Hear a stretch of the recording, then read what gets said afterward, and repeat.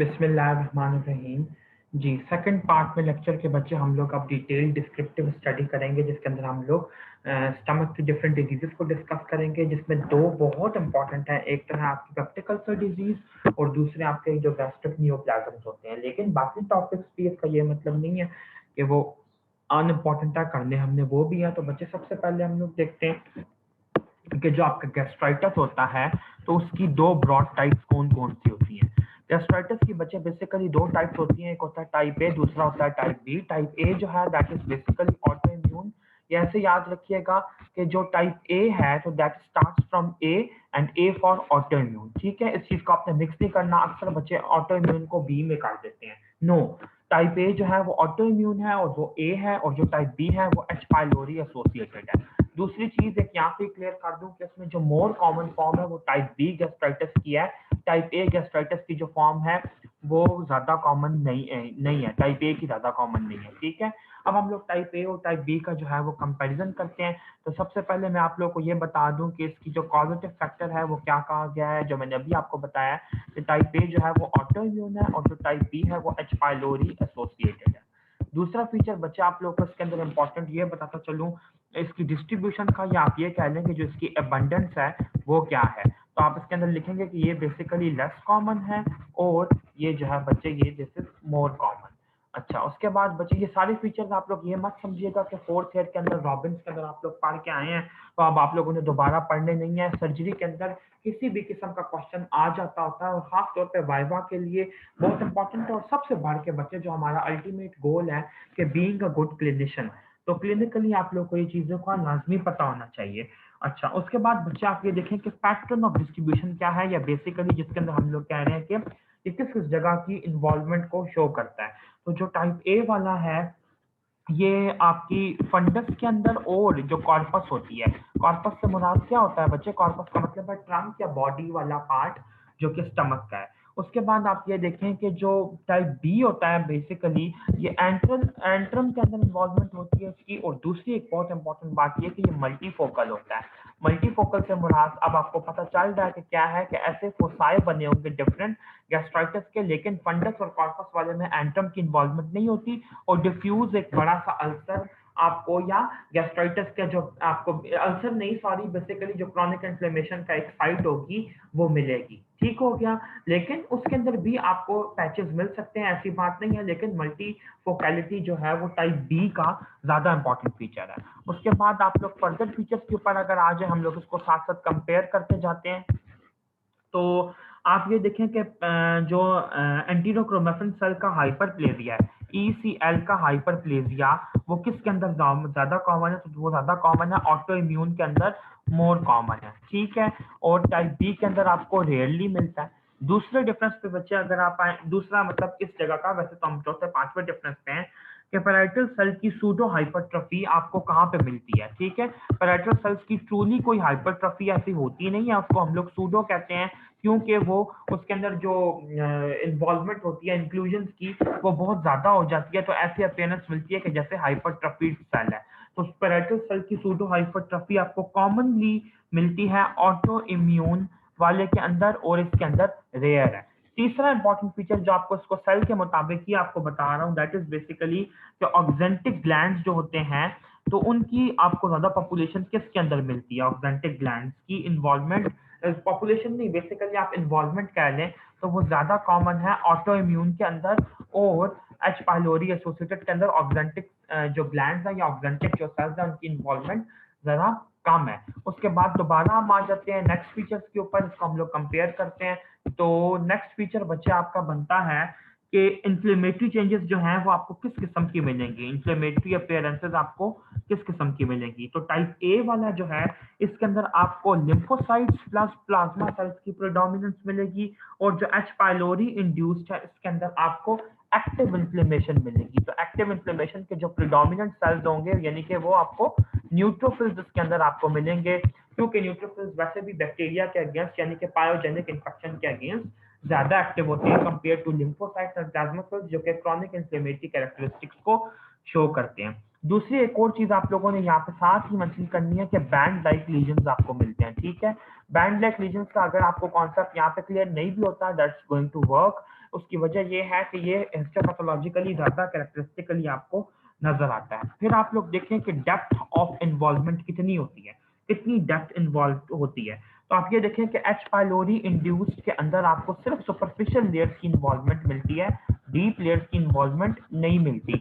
लेकिन जो type A वाला है, तो इसके अंदर आपको अच्छी खासी मतलब आप ये कह लें कि ये मस्कुलैरिस तक तो नहीं जाता, लेकिन लैमिना प्रोप्रिया की और आपकी जो सुपरफिशियल लेयर्स के अलावा नीचे भी प्रॉपर्ली जो है इन्वॉल्वमेंट हो जाती है। ठीक हो गया? अच्छा, तो लैमिना प्रोप्रिया का बेसिकली आपने यहाँ पे हाईलाइट करना है। उसके बाद बच्चे नेक्स्ट फीचर अगर हम लोग यहाँ पे देखें, तो वो है कि आपको गैस्ट्रिन का लेवल जो होता है वो कितना मिलता है। गैस्ट्रिन 17 के लेवल्स को मेजर करना एक स्पेसिफिक टेस्ट है। तो गैस्ट्रिन 17 के लेवल्स जो होते हैं वो आपको वेरी हाई मिलते हैं ऑटो इम्यून के अंदर, लेकिन एच पाइलोरी इंड्यूस के अंदर आपको लो भी मिल सकते हैं और एलिवेटेड भी मिल सकते हैं, लेकिन याद रखिएगा कि मेजॉरिटी केसेस में लो ही मिलते हैं। उसके बाद अगर आप लोग नेक्स्ट डिफरेंसेस पे फर्दर इसके अंदर आ जाएं, तो उसके बाद बच्चे हमारे पास आता है पेप्सिनोजेन 1 का लेवल और पेप्सिनोजेन 2 का लेवल। ये आपने याद रखना है कि इट्स पेप्सिनोजेन, ये पेप्सिन की बात नहीं हो रही। तो पेप्सिनोजेन का लेवल जो होता है वो ऑटो इम्यून में कम होता है और पेप्सिनोजेन 2 का जो लेवल होता है वो नॉर्मल होता है। लेकिन एच पाइलोरी इंड्यूस के अंदर पेप्सिनोजेन 1 का लेवल जो होता है वो नॉर्मल होता है, पेप्सिनोजेन 2 का जो लेवल होता है ये वेरी कर सकता है, ज्यादा भी हो सकता है, कम भी हो सकता है, नॉर्मल भी हो सकता है। इस डिफरेंसेस की बेस पे बच्चे एक मेरे ख्याल से एक गवर्नमेंट के कॉलेज के सेंटअप का पेपर आ चुका है जिसके अंदर हार्मोनल लेवल्स दिए थे, गैस्ट्रिन का, पेप्सिनोजेन 1 का और 2 का, और उसके हिसाब से पूछा था कि कौन से गैस्ट्राइटिस की तरफ पॉइंट आउट कर रही है क्लिनिकल पिक्चर। फिर बच्चे अगर आप लोग देखें कि एंटीबॉडी फॉर्मेशन जो है वो किस किस्म की हो रही है, तो टाइप ए के अंदर एंटीबॉडी फॉर्मेशन बनती है अगेंस्ट पैराइटल सेल्स और साथ ही साथ आप लोग कह लें कि इंट्रिंसिक फैक्टर के अगेंस्ट। और जो आपका टाइप बी है इसके अंदर आपको एंटीबॉडी फॉर्मेशन मिलती है एच पाइलोरी के अगेंस्ट। नेक्स्ट आप लोग ये देखें बच्चे, आपको पता होना चाहिए कि नियोप्लाज्म्स का जो रिस्क है वो ए और बी में कैसा है। नियोप्लाज्म्स का रिस्क तो गैस्ट्रिक कैंसर का और कार्सिनोइड कैंसर का दोनों में रिस्क जो होता है वो इक्वली तो नहीं, बस दोनों में इंक्रीज हो जाता है। इसकी परसेंटेजेस अभी मुझे नहीं पता, ठीक है। गैस्ट्रिक कैंसर का, गैस्ट्रिक कार्सिनोमा और कार्सिनोइड दोनों का जो रिस्क होता है वो इसके अंदर इंक्रीज होता है, हो जाता है, ये आपने याद रखना है। उसके बाद बच्चे आखिरी चीज आपको एक बताता चलूं कि टाइप ए और बी के जो क्लिनिकल फीचर्स होते हैं, क्लिनिकल मैनिफेस्टेशन होती हैं, क्या उनमें कोई डिफरेंस आता है। तो आप ये देखें कि एच पाइलोरी वाले जो पेशेंट होते हैं ना, या तो वो एसिम्टोमेटिक रहते हैं या फिर उनको डिस्पेप्सिया होता है, ठीक है, पेन होता है और बर्निंग सेंसेशन आती है। लेकिन जो टाइप ए वाले होते हैं उनके अंदर भी ये दोनों सिम्टम्स तो हो ही सकते हैं, लेकिन एसोसिएटेड सिम्टम्स ये हो सकते हैं कि जैसे आप कह लें कि ऑटो इम्यून डिजीज में पर्निशियस एनीमिया है, विटिलाइगो हो रहा है, हाशिमोटो थायराइडाइटिस है। तो ऑटो इम्यून डिजीजेस की जितनों की भी आपस में एफिलिएशन है, तो वो एसोसिएटेड ऑटो इम्यून डिजीजेस आपके टाइप ए में आपको साथ मिल सकती हैं। ये थे बच्चे आपके गैस्ट्राइटिस के डिफरेंस। अच्छा, ये बात यहाँ पे हाईलाइट करता चलूँ कि गैस्ट्राइटिस का जो टॉपिक है, तो इसके अंदर आपको डिफरेंसेस लाजमी पता होने चाहिए, लेकिन कभी कोई आपसे ऐसे नहीं पूछने वाला कि गैस्ट्राइटिस का ट्रीटमेंट बताओ। इसलिए कि गैस्ट्राइटिस एक बहुत ब्रॉड टर्म है जिसकी बहुत सारी कॉजेज हैं, जैसे मैंने आपको पहले भी लिखवाई, रिफ्लेक्स गैस्ट्राइटिस, एरोसिव स्ट्रेस, ये सारी गैस्ट्राइटिस की टाइप्स हैं। तो ये सिर्फ टॉपिक आपने स्टडी करने के लिए है, एमसीक्यू के लिए और की नॉलेज के लिए। जो बेसिक सिनेरियो आता है बेसिकली वो बच्चे पेप्टिक अल्सर में से आता है और हम लोग का पेप्टिक अल्सर डिजीज को स्टडी करते हैं। मैं आप लोगों को ऑलरेडी बता चुका हूं बच्चे कि जो पेप्टिक अल्सर डिजीज है, तो इसके अंदर ड्यूडेनल अल्सर ज्यादा कॉमन होते हैं कंपेयर टू गैस्ट्रिक अल्सर। फिर मैंने बताया ड्यूडेनल अल्सर फर्स्ट पार्ट में होते हैं, गैस्ट्रिक अल्सर लेसर कर्वेचर के अलॉन्ग होते हैं।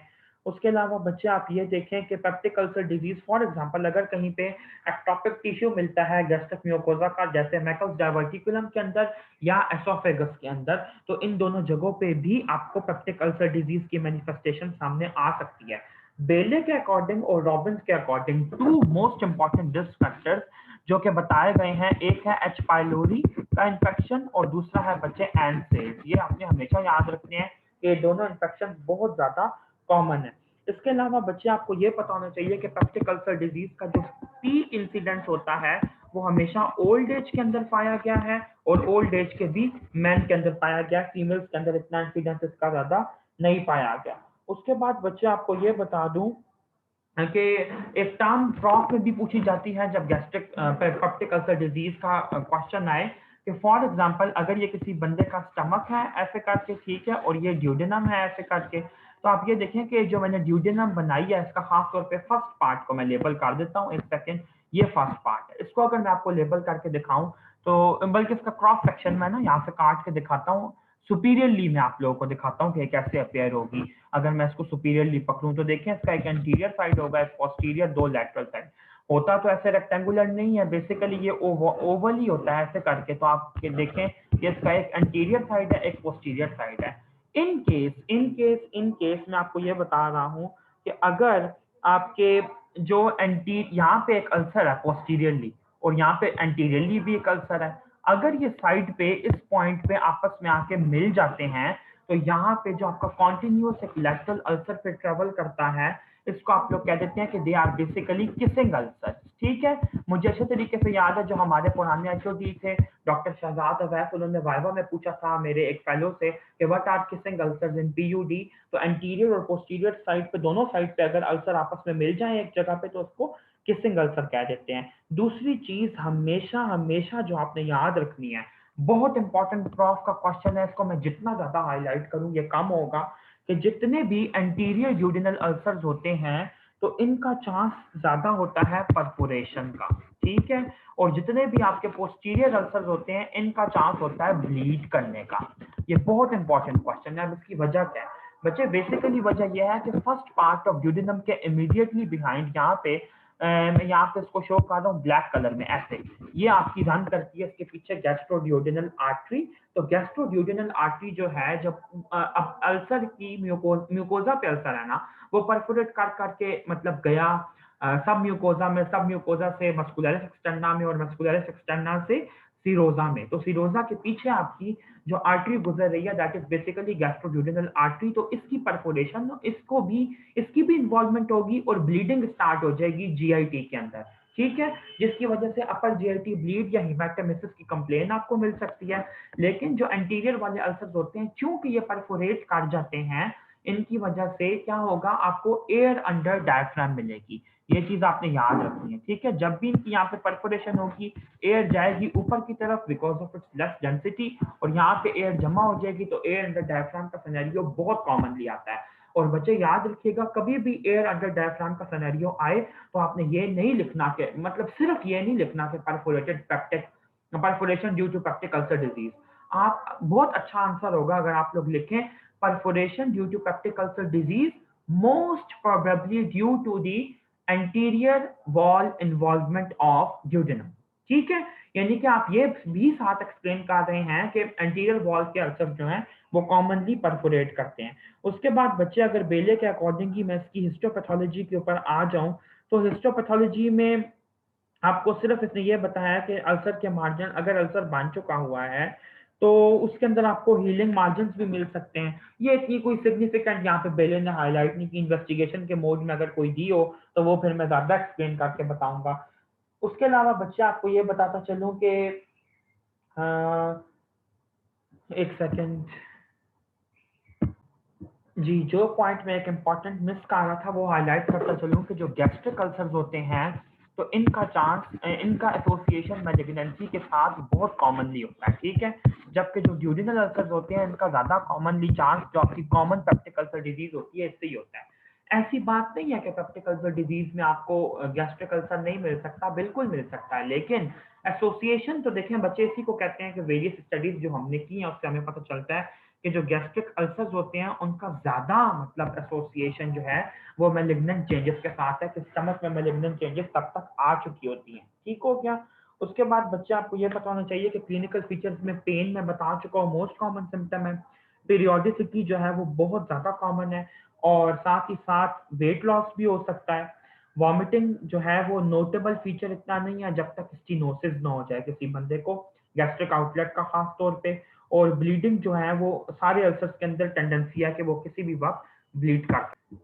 इसी के साथ बच्चे हम लोग क्लिनिकल फीचर्स क्योंकि डिस्कस कर रहे हैं तो बहुत इंपॉर्टेंट कंपैरिजन डिस्कस कर लेते हैं कि गैस्ट्रिक अल्सर और ड्यूडेनल अल्सर में डिफरेंसेस क्या क्या होते हैं, ये तो हमें आने चाहिए ना कम से कम। तो आप ये देखें कि सबसे पहले कि जो गैस्ट्रिक अल्सर होता है तो फूड इनटेक के बाद पेन इंक्रीज कर जाता है इसके अंदर, ठीक है, gastric pain, pain after food intake. और आप ये देखें कि जो ड्यूडेनल अल्सर होता है ये फूड इनटेक से रिलीव होता है। तो आप ये देखें कि पेन बिफोर फूड इनटेक से ड्यूडेनल अल्सर का पेन जो होता है वो रिलीव हो जाता है। बहुत ही कॉमन क्लू दिया जाता है आपको, ये प्रॉफ के क्वेश्चंस के अंदर इसको नोट कर लीजिएगा। उसके बाद है बच्चे कि ये पीरियोडिक ज्यादा नहीं होता, इसकी पीरियोडिसिटी जो होती है वो कम होती है, लेकिन इसकी पीरियोडिसिटी ज्यादा होती है, ये दोबारा दोबारा रिपीट होता है। उसके बाद आपको ये पता होना चाहिए कि हीमेटोमेसिस जो है वो ज्यादा कॉमन है, कॉमनली एसोसिएटेड है गैस्ट्रिक अल्सर के साथ, और ड्यूडेनल अल्सर के साथ ज्यादा कॉमनली एसोसिएटेड है मेलिना। ये बात आपने याद रखनी है। उसके बाद आप ये देखें कि गैस्ट्रिक अल्सर के अंदर आपको हमेशा वेट लॉस की हिस्ट्री मिलती है, वेट लॉस मतलब मिलता है, ठीक है। और जो ड्यूडेनल अल्सर होता है उसके अंदर वेट गेन की हिस्ट्री ज्यादा कॉमन है। क्यों? क्योंकि चूंकि जब बंदे को एपिगैस्ट्रिक पेन होता है तो वो उसकी फूड इनटेक बढ़ जाती है, जब फूड इनटेक उसकी बढ़ेगी तो उसको वेट गेन होगा। उसके बाद आपको ये पता होना चाहिए, एक बहुत इंपॉर्टेंट और सिग्निफिकेंट पॉइंट यहाँ पे ऐड कर रहा हूँ कि गैस्ट्रिक अल्सर जो है ये वुमेन और मेन दोनों में इक्वली कॉमन है, लेकिन ड्यूडेनल अल्सर जो है इसके अंदर मेल्स की प्रीडिस्पोजिशन, मेल्स के अंदर होने का जो चांस है वो बहुत ज्यादा है। उसके अलावा बच्चे आपको, ठीक है, बस यही मैंने आपको इंपॉर्टेंट बातें बतानी थी। हाँ, ये बता दूं बच्चे कि जो गैस्ट्रिक अल्सर होता है वो जो मैंने पहले बताया कि एसोसिएशन कार्सिनोमा के साथ बहुत ज्यादा है, और जो ड्यूडेनल अल्सर होता है इसकी एसोसिएशन कार्सिनोमा के साथ कॉमनली नहीं है, कार्सिनोमा के साथ कॉमनली नहीं है। एक और बात आपको यहाँ पे बता दूं कि ड्यूडेनल अल्सर के पेशेंट्स अक्सर ये कंप्लेन करते हैं कि उनको रात के वक्त उठना पड़ता है, मतलब इतनी शदीद उनको जलन हो रही होती है। तो ये बहुत इंपॉर्टेंट क्लिनिकल डिफरेंसेस थे। आई होप कि आप लोगों को सिनेरियो के अंदर ये डिफरेंशिएट करने के काम। ओके बच्चे, सबसे इम्पोर्टेंट पॉइंट जो हम लोग डिस्कस करने वाले हैं, जो कि बेले में बहुत अच्छे से बताया गया है, लेकिन ये है कि एक्सप्लेन नहीं किया, कुछ चीज़ें मैंने खुद ही ढूंढ के लिखी हैं। तो अब आते हैं हम लोग इन्वेस्टिगेशन पे। मैं पहले ही बता चुका हूँ कि गैस्ट्रोड्यूडेनोस्कोपी जो है, GDS गैस्ट्रोड्यूडेनोस्कोपी कैरेक्टरिस्टिक इन्वेस्टिगेशन है, गैस्ट्रोड्यूडेनल अल्सर्स को देखने के लिए इन्वेस्टिगेशन ऑफ चॉइस है। दूसरी चीज बच्चे आपको ये पता होना चाहिए कि इसके अंदर आपको अल्सर्स को ऑब्जर्व कर, सबसे पहले आपने मतलब गैस्ट्रोड्यूडेनोस्कोपी में आप क्या करेंगे, आप सारे के सारे स्टमक का एग्जामिनेशन करेंगे। अगर आपको वहां पे अल्सर नहीं मिलता तो फिर आप ड्यूडेनम की तरफ जाएंगे, और वो भी ड्यूडेनम के फर्स्ट और सेकंड पार्ट की तरफ रहेंगे, बस उससे नीचे नहीं जाएंगे, क्योंकि फिर वो लोअर जीआई बन जाएगी। तो लोअर जीआई एंडोस्कोपी तो हम नहीं कर रहे ना, सिर्फ अपर जीआई करते हैं। दूसरी चीज बच्चे आपको ये पता होनी चाहिए कि बायोप्सीज आप जो लेते हैं कॉमनली वो कहाँ से लेते हैं। कॉमनली बायोप्सीज बच्चे आप लोगों ने याद रखना है कि एंट्रम से लेते हैं, स्टमक की एंट्रम से, ठीक हो गया। अच्छा, तीसरी चीज बच्चे आपको ये पता होना चाहिए कि आप एक और टेस्ट भी परफॉर्म करवा, अच्छा, कि यू मैनूवर आप लोग करवाते हैं इन्वेस्टिगेशन एंडोस्कोपी के दौरान। What is you manoeuvre? बच्चे यू मैनूवर से ये मुराद है, आप लोग यहाँ पे जरा गौर से देखिएगा, ये बात बेले शेले में नहीं लिखी, कि ये एसोफेगस है, ये आपका स्टमक है, ठीक है, और यहाँ पे आपकी ड्यूडेनम जो है वो स्टार्ट हो रही है। तो जब आपने एंडोस्कोप डाला, तो एंडोस्कोप तो आपने सीधा सीधा डाला, ऐसे करके नीचे करके, ठीक है, आपने ये भी ऑब्जर्व कर लिया, ये रीजन भी ऑब्जर्व कर लिया, ये भी आप आगे भी घुस गए, वो भी ऑब्जर्व कर लिया। अब बात ये पैदा होती है कि जो आपका फंडस और बॉडी का एरिया था ये किसने देखना है? ये भी तो आपने ही जसारत करनी है, जहमत करनी है देखने की। तो आप ये देखें कि एंडोस्कोप को आप ऐसे थोड़ा सा टर्न करते हैं, ऐसे करके इधर, ताकि ये इस तरफ आ जाए और आपको यहाँ का व्यू मिल जाए सारे का सारा। तो जो आपने एंडोस्कोप को यूं टर्न किया तो that is basically known as U manoeuvre. आपसे जब भी कोई पूछे व्हाट इज यू मैनूवर, आप लोगों ने इन्वेस्टिगेशन में खुद ये लिख के आना है कि गैस्ट्रोड्यूडेनोस्कोपी करते हैं हम लोग स्टमक और ड्यूडेनम को देखने के लिए, और साथ यू मैनूवर परफॉर्म करते हैं स्टमक के फंडस को देखने के लिए, ठीक हो गया। अच्छा, उसके बाद बच्चे एक और बात ऐड ऑन करता चलूं आप लोगों को, खैर ये तो फर्स्ट ईयर की बात है, सेकंड ईयर की बात है, लेकिन मैं यहाँ पे बता देता हूँ कि how do differentiate between body and fundus of stomach.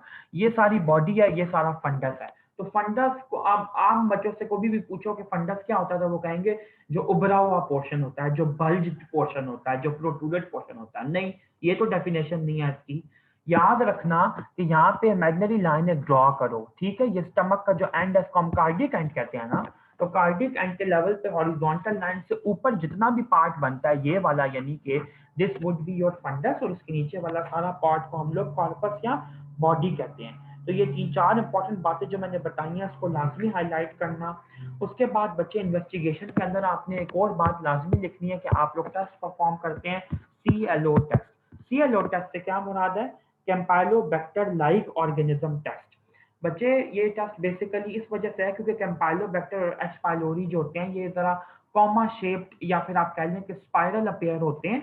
तो इस वजह से ये कहा जाता है कि कैम्पाइलोबैक्टर लाइक ऑर्गेनिज्म यानी कि हेलिकोबैक्टर पाइलोरी को डिटेक्ट करने के लिए आप ये टेस्ट कर रहे हैं। और आपको ये भी पता होना चाहिए कि ये यूरिएज पॉजिटिव ऑर्गेनिज्म है जो एच पाइलोरी का बैक्टीरियम है, ठीक है। उसके बाद बच्चे अगर ट्रीटमेंट पे आ जाए तो ट्रीटमेंट को मैं इतना डिटेल में नहीं टच करूंगा क्योंकि आप लोगों की डोगर में भी ये मोर देन इनफ लिखा हुआ है उसके अंदर भी, लेकिन कुछ इंपॉर्टेंट बातें यहाँ पे बताता चलता हूँ कि मेडिकल ट्रीटमेंट में, हाँ एक चीज मैं बताऊंगा बच्चे, फार्माकोलॉजी का पॉइंट, कि आप लोग H2 ब्लॉकर्स भी देते हैं और पीपीआई भी देते हैं, ठीक है। पेप्टिक अल्सर डिजीज की ट्रीटमेंट में मतलब डिफरेंट रेजिमेंट्स जो हैं वो प्रेस्क्राइब किए जाते हैं। एक बात इंपॉर्टेंट समझना बहुत ज्यादा जरूरी है कि पीपीआई जो होता है वो हम खाने से पहले लेते हैं, H2 ब्लॉकर्स खाने से पहले लेने की जरूरत नहीं है, ठीक है।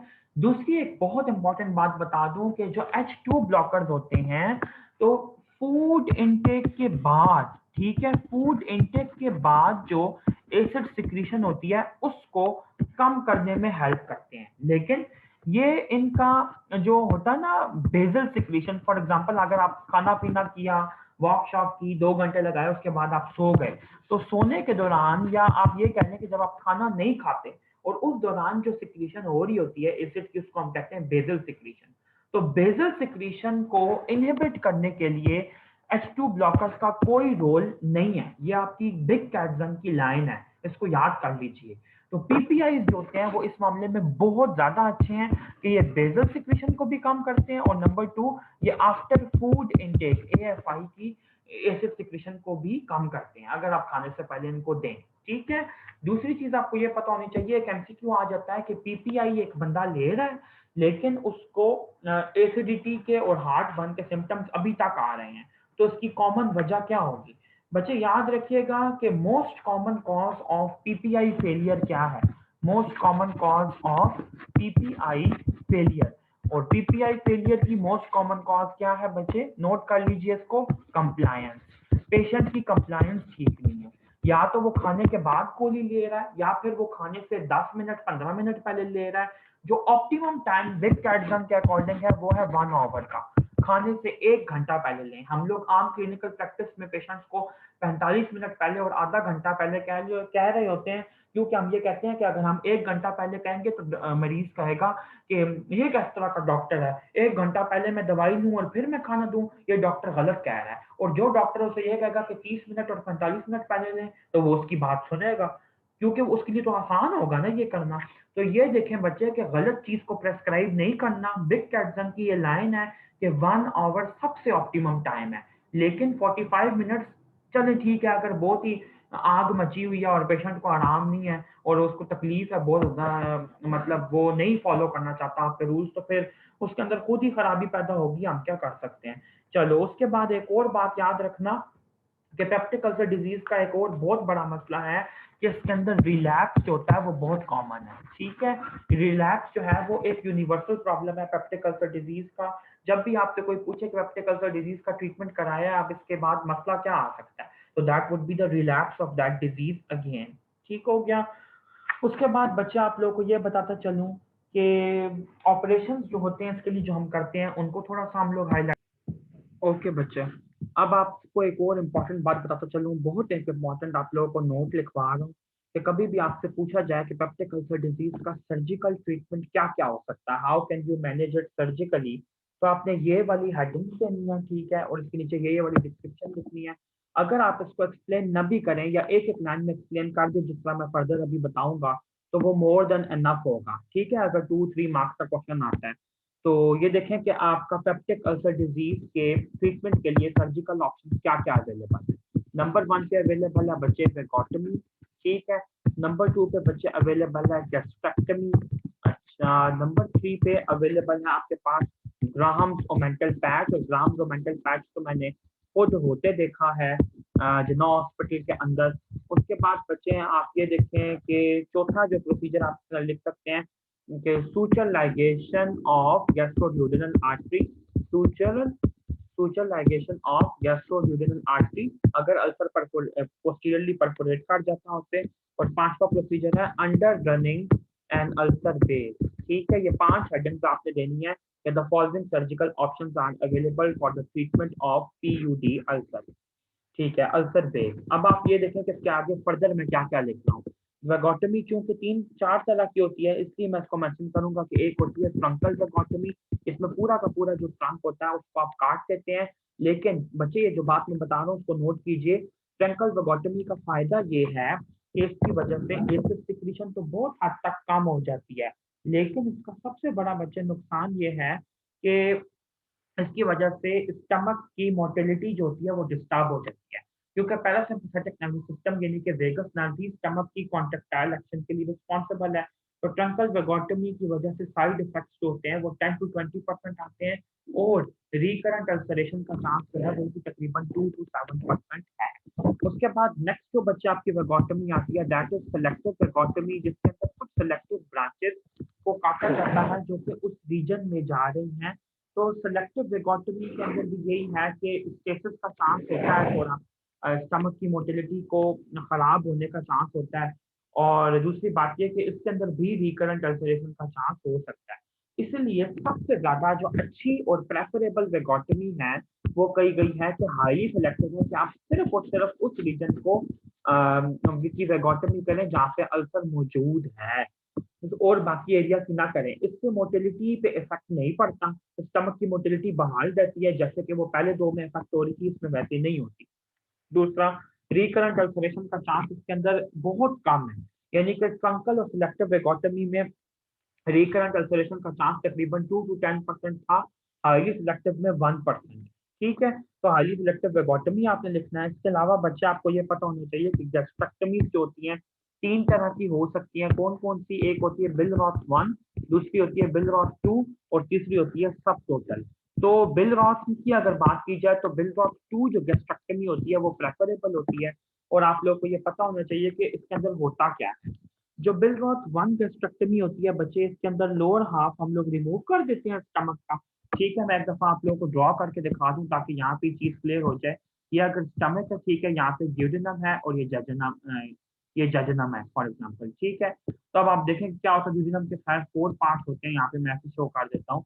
तो ड्यूडेनम का लोअर हाफ यहाँ पे मैं काटूंगा और इसको एनेस्टोमोस कर दूंगा। इसका मतलब ये वाला पार्ट यहाँ तक जो रेड लाइन है ना, तो रेड लाइन के बीच में जो ये पार्ट है इसको रिमूव करके स्टमक के लोअर हाफ को फर्स्ट पार्ट ऑफ ड्यूडेनम से जोड़ दूंगा। दूसरा बच्चा, अगर मैं आप लोगों को ये बताऊं कि और हम लोग क्या कर सकते हैं जो बिलरॉथ 2 गैस्ट्रेक्टमी है, तो जरा इसी डायग्राम को दोबारा देखिएगा कि इसके अंदर हम क्या करते हैं कि 2/3 स्टमक जो होता है उसको कट करते हैं। ठीक है, और हम लोग ऐसे करते हैं कि ड्यूडेनम को भी यहाँ से रिमूव कर देते हैं। ड्यूडेनम को जब आपने रिमूव किया तो ड्यूडेनम का आप अलग से यहाँ पे स्टम्प बना लेते हैं। स्टम्प बनाने से मुराद ये है कि आपने ड्यूडेनम को खत्म कर दिया, इसका कोई कनेक्शन अब नहीं रहेगा स्टमक के साथ। आप ड्यूडेनम को यहाँ से सील कर दिया, तो स्टमक का जो ये वाला लोअर हाफ बचेगा इसको आप क्या करेंगे बच्चे, इसको हम लोग नेस्टोमोस करवा देते हैं, सूचर करवा देते हैं विद जजनम का ये वाला पोर्शन। जजनम को हम लोग खींचते हैं ऊपर की तरफ और यहाँ से तो जजनम गुजरती है और स्टमक जो होता है वो अपनी सिक्रीशन डायरेक्टली जजनम में पोर करता है। ठीक हो गया। और ड्यूडेनम जो होती है उसका क्या बनेगा, तो ड्यूडेनम का जो स्टम्प होता है वो ऐसे लटका रहता है एब्डोमेन में, उसको हम लोग फिक्स कर देते हैं। ड्यूडेनम ऐसे ही सस्पेंडेड रहती है। तो ये बेसिकली बिलरॉथ 1 और 2 गैस्ट्रेक्टमी का फर्क है। ग्राहम जो मेंटल पैच से ये मुराद है कि जिस जगह पे अल्सर होता है, जहाँ से उसने परफोरेट किया होता है, वहाँ पे हम लोग, आपको पता है ना इस बात का कि जो पेरिटोनियम होती है और जो ओमेंटम होती है उसको हम लोग बेसिकली कहते हैं police man of the abdomen. जहाँ पे भी इंफेक्शन होता है वो वहाँ पे जाके फैल जाती है उसके इर्द गिर्द, इन्फेक्शन के इर्द गिर्द, इन्फेक्शन के साइड या ब्लीडिंग के साइड के इर्द गिर्द, ताकि मजीद परफोरेशन या ब्लीडिंग या इन्फेक्शन ना हो सके। तो आप ये देखें कि जिस जगह पे परफोरेशन हुई होगी या अल्सर बना होगा तो उस जगह पे हम लोग ओमेंटल पैच लगा देते हैं ताकि वो एरिया सील्ड हो जाए। और अंडर रनिंग और ये जो आपका सूचर लाइगेशन है ये आर्टरी से रिलेटेड है। इसका आपको बस सिर्फ इतना ही पता होना चाहिए, इसकी डिटेल में जाने की कतई जरूरत नहीं है कि हम लोग जो आर्टरी ब्लीड कर रही होती है तो उसको भी सील कर देते हैं। ये मैंने आपका बेहतरीन नोट प्रिपेयर करवा दिया है, आई होप कि आप लोगों को ये काम आएगा। उसके बाद बच्चे आपको ये बता दूं कि जो कॉम्प्लिकेशन इसने दी हुई हैं डिफरेंट तरह की, तो वो आप लोग बेशक डॉगर से कीजिए, उसके लिए बेले को टच करने की जरूरत कतई नहीं है, और वहां से स्टडी नहीं करना आपने वो, ठीक है। कोई उसके अंदर बहुत अपेरेंट और ऐसा डिफरेंस नहीं है, मैंने खुद भी डॉगर देखी है, तो उसके अंदर वो मोर देन इनफ है। और आपको अगली लाइफ के अंदर भी, अगली लाइफ से मुराद ये कि क्लिनिकल लाइफ में भी इंशाल्लाह ताला वो काम आएगी। अब जो हमारा नेक्स्ट लेक्चर होगा उसमें हम लोग रिमेनिंग टॉपिक और जो नियोप्लाज्म होंगे उसको डिस्कस करेंगे।